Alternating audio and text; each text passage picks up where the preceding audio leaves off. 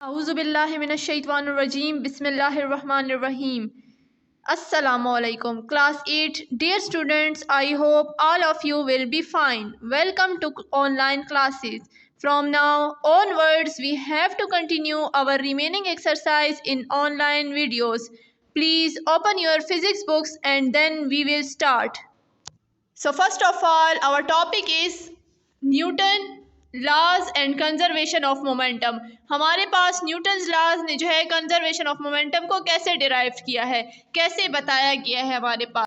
तो हम laws of conservation of momentum को पढ़ते हैं। मोमेंटम के बारे में मैंने आप लोग को बताया था, थोड़ा सा एक्सप्लेन कर देते हैं मोमेंटम को। मोमेंटम हमारे पास क्या है? Momentum of a body represent the quantity of motion present in the body and it can be defined as the product of mass and velocity।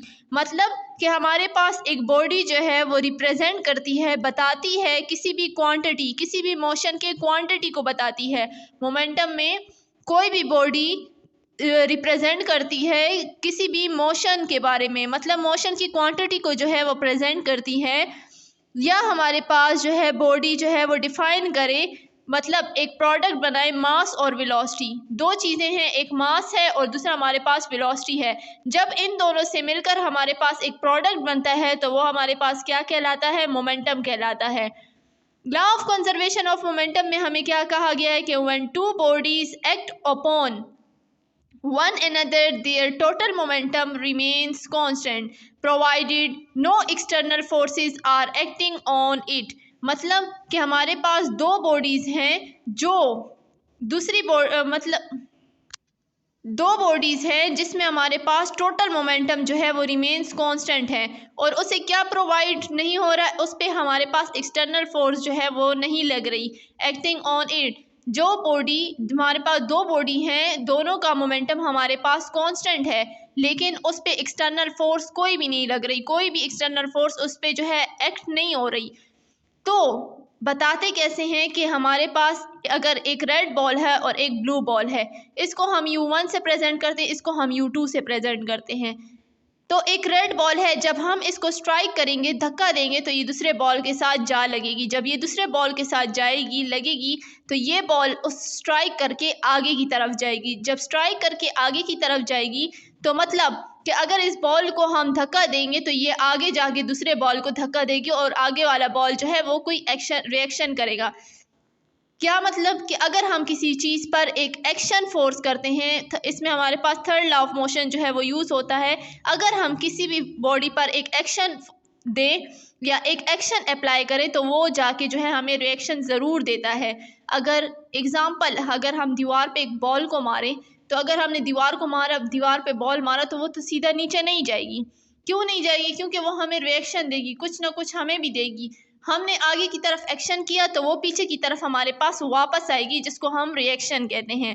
तो मोमेंटम हमने क्या कहा था कि मास और वेलोसिटी, इन दोनों के प्रोडक्ट से हमारे पास मोमेंटम बनता है, लेकिन हमारे पास वेलोसिटी जो है वो चेंज इन वेलोसिटी, हमारे पास वेलोसिटी जो है वो चेंज होगी, मगर मास जो है वो हमारे पास कांस्टेंट रहेगा।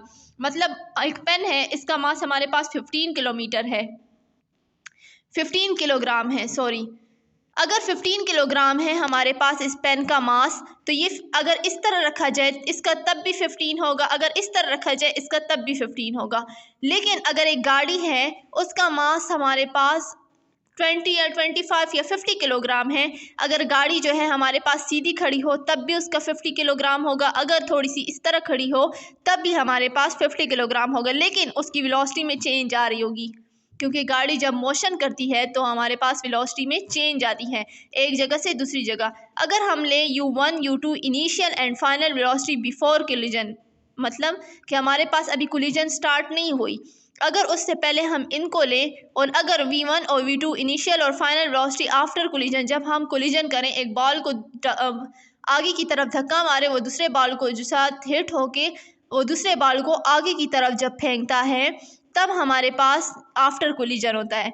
तो दो चीज़ें हमारे पास प्रोवाइड की गई हैं, let's the velocity before collision. अगर हमारे पास वेलोसिटी जो है वो बिफोर कोलिजन है तो वो हमारे पास U1 U2 से रिप्रेजेंटेटिव की जाएगी, और अगर वेलोसिटी हमारे पास आफ्टर कोलिजन है तो v1 और v2 से रिप्रेजेंट किया जाएगा। इनिशियल मोमेंटम अगर हम लें तो हम किस तरह लेंगे, m1 u1, ठीक है ना। वेलोसिटी की जगह हमने u1 ले ली, m2 v2 मास और वेलोसिटी। फाइनल मोमेंटम हमारे पास मास वेलोसिटी, मास और वेलोसिटी, ठीक है ना। कंजर्वेशन ऑफ मोमेंटम, अभी हम इसको डिराइव करते हैं कि हमारे पास न्यूटन लॉ जो है कंजर्वेशन ऑफ मोमेंटम कैसे निकला है। हम कहते हैं कि हम इसमें Newton third law of motion apply करते हैं। Newton third law of motion में मैंने आप लोग को बताया था क्लास में कि हमारे पास Newton third law of motion वो है जब हम एक चीज़ पे एक्शन करें वो हमारे पास कोई ना कोई रिएक्शन दे। अगर हम इस बॉल को इस पे हिट करेंगे तो ये आगे की तरफ धक्का, ये आगे की तरफ जो है वो मोशन करेगा और ये जो है वो धक्का खा के पीछे की तरफ दोबारा जो है वो आएगा। दो बॉल्स हैं, एक ए और एक बी। अगर हम action and reaction are equal but opposite direction, हमारे पास एक्शन और रिएक्शन जो है वो इक्वल होंगे लेकिन इसकी डायरेक्शन जो है वो हमारे पास ऑपोजिट होगी, ठीक है ना। जब हमारे पास डायरेक्शन ऑपोजिट होगी तो हम कहते हैं कि हमारे पास रेड बॉल प्लस में आएगा और माइनस में आएगा। अगर हमारे पास कोई चीज़ आगे की तरफ मूव करती है तो उसको हम कहते हैं कि वो हमारे पास पॉजिटिव में होगी। अगर हमारे पास वो डायरेक्शन चेंज करती है तो ये हमारे पास नेगेटिव में होगी। जैसे कि अर्थ, ज़मीन जो है अपनी तरफ जो चीज़ खींचती है वो हमारे पास पॉजिटिव में होती है, लेकिन उसके ऑपोजिट जो हमारे पास कोई चीज़ जाए, मतलब उसके ख़िलाफ़ हमारे पास कोई चीज़ जाए तो वो हमारे पास नेगेटिव में होगी। तो अगर हम रेड बॉल लेते हैं उस पर एक्शन करते हैं और ब्लू बॉल लेते हैं उस पर हम रिएक्शन करते हैं तो हमारे पास एक पॉजिटिव में और एक नेगेटिव में, क्योंकि एक सही डायरेक्शन में है और एक उसके ऑपोजिट डायरेक्शन में है। तो अगर हम Newton second law of motion को लें तो हमारे पास Newton second law of motion में हमने क्या पढ़ा था कि फोर्स हमारे पास इक्वल है मास और एक्सेलरेशन के। तो हम लेते हैं मास 1 और एक्सेलरेशन 1, मास 2 और एक्सेलरेशन 2। फार्मूला है हमारे पास v is equal to u plus a t. ये हमारे पास एक फार्मूला है जो ए को जो है हम इससे बाहर की तरफ निकाल लेंगे, इज इक्वल टू, ये जब इक्वल के इस तरफ पे आएगा तो माइनस में हो जाएगा। तो v minus you divide by हमारे पास क्या रह गया, टी रह गया। तो हमारे पास हम क्या करेंगे, मास जो है मास लिख लेंगे, एक्सेलरेशन की हमारे पास वैल्यू ये निकल आई, ये लिख लेंगे, minus is equal to m2 लिख लेंगे, ए की हमारे पास वैल्यू ये निकल आई, ठीक है ना। मल्टीप्लाई टाइम को हम बोथ साइड करेंगे, टाइम हमारे पास कट जाएगा। अगर हम t को इधर भी मल्टीप्लाई करें तो इधर हमारे पास ये दोनों कट गए, और अगर हम इधर भी t को मल्टीप्लाई करें तो ये हमारे पास यहाँ पे दोनों कट गए। तो m1 v1 रह गया, मतलब इनको आपस में मल्टीप्लाई करेंगे, m माइनस m, इधर प्लस माइनस माइनस है तो m1 u1, m2 v2 plus minus minus m2 u2, ठीक है ना। अब इसको हम रीअरेंज करते हैं, m1 v1, अगर m2 u2 को हम इस तरफ पे लाएं तो ये माइनस में है, ये प्लस में हो जाएगा, और m1 u1 को हम इस तरफ पे लाएं तो ये हमारे पास जो है प्लस में हो जाएगा, ठीक है ना। m1 v1 है, m2 v2 इधर आ गया, ठीक है ना, ये हमारे पास आ गया। m1 u1 इस तरफ पे जब आएगा तो हमारे पास